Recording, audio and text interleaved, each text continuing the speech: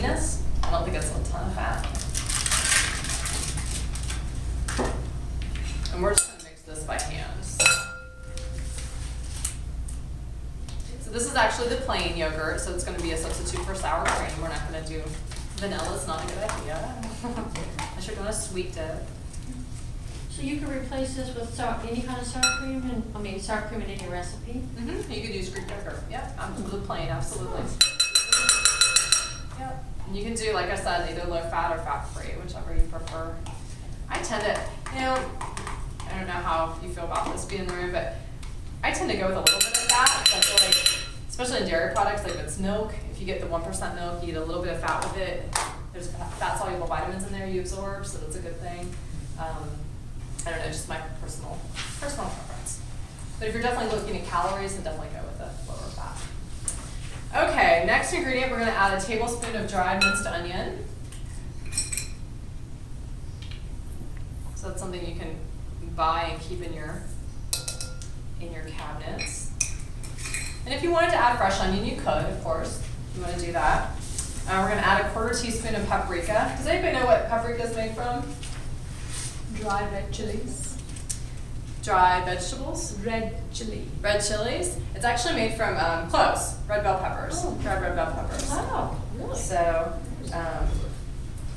so the cayenne pepper would probably be made from chilies because it's more spicy. So this is more just for a little sweet and a little, you can get it smoky too, but a little bit of flavor. Can you smell stuff over there? All right, so we add our paprika. We're going to do a pinch of salt. So I'm just going to add a dash of salt here.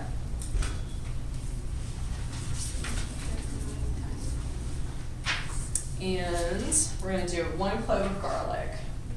So I'm going to clove here, same thing. This time we're going to have to chop it a little bit. What's the benefit of sea salt versus regular salt? Good question. So sea salt's not going to be as processed, so you are going to get a little bit of the natural minerals in it. The other thing is the grains are usually bigger. I think this is pretty fine, fine crystals, but usually they're a little bit bigger crystals, so it doesn't take as much to give it as much flavor. That's kind of the concept, but there's the same amount of sodium that you would get in regular. Does it have less iodine in it? Does it say if it's iodized or not? I mean, there's going to be, I would think there's some natural iodine in it because it's from, it's not as processed, but do you know that?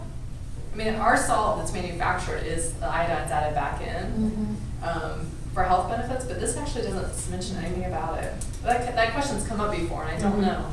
I need to look that up, so. Thank you. So in this case, I'm just going to chop this up. A little knife here. I would probably add more garlic because I like a lot of garlic, but this isn't technically a garlic dip, so whatever you prefer. I'm just going to mix that in.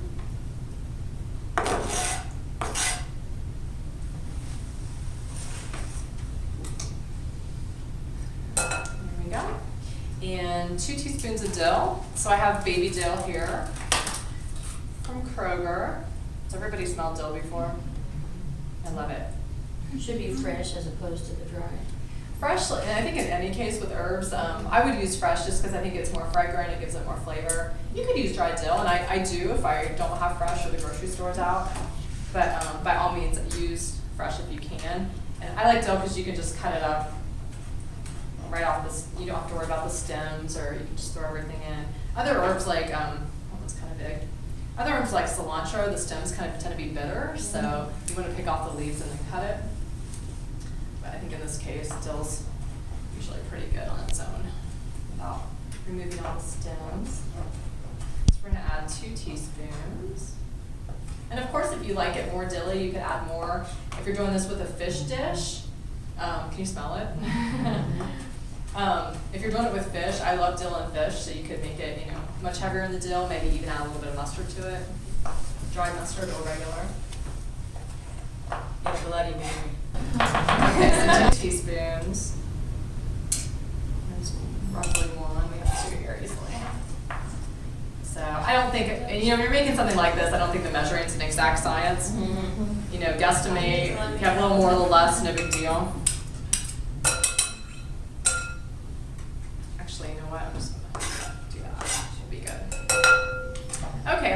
least, we have some fresh parsley.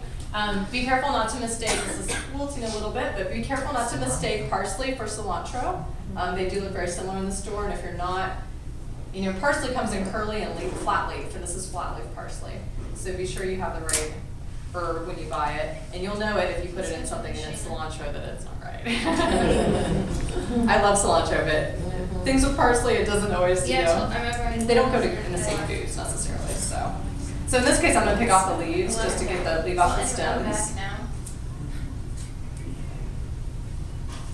Any questions so far? Smells good. Smells good. And I mean, my gosh, guys, be I creative. think she knows that though. Think about what else you can include, what other additives you can add. Use your creative juices. I think that's what makes cooking fun, so. I make a dip for fruit that's real easy with vanilla yogurt, honey, and ginger. Oh, that sounds good. But don't mix it before you party. Yeah, I think Mix it like it's just water. Is it too gingery? You gotta mix it right in and serve. Okay. Did you use fresh ginger? Oh, no. It's probably even better with fresh ginger. Yeah, but it might be, you'd have to use very little, because it'd probably be really overpowering, but yeah. It's good to dip your fruit. Okay, I'll have to try that. That sounds great. She waiting on call. No, she just told her about earlier in the week. Okay, guys, so we have 2 tablespoons. This one. You know what, we're just gonna put the rest in there, it's about 2.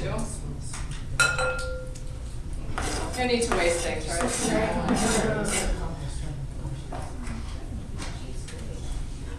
Okay. And then we're just gonna stir. I mean, it's pretty. I think it's not only that this is gonna taste better, it's gonna be much more healthy for you than buying French onion dip at the store in the package. You're controlling what goes in it, you know how much salt goes in it.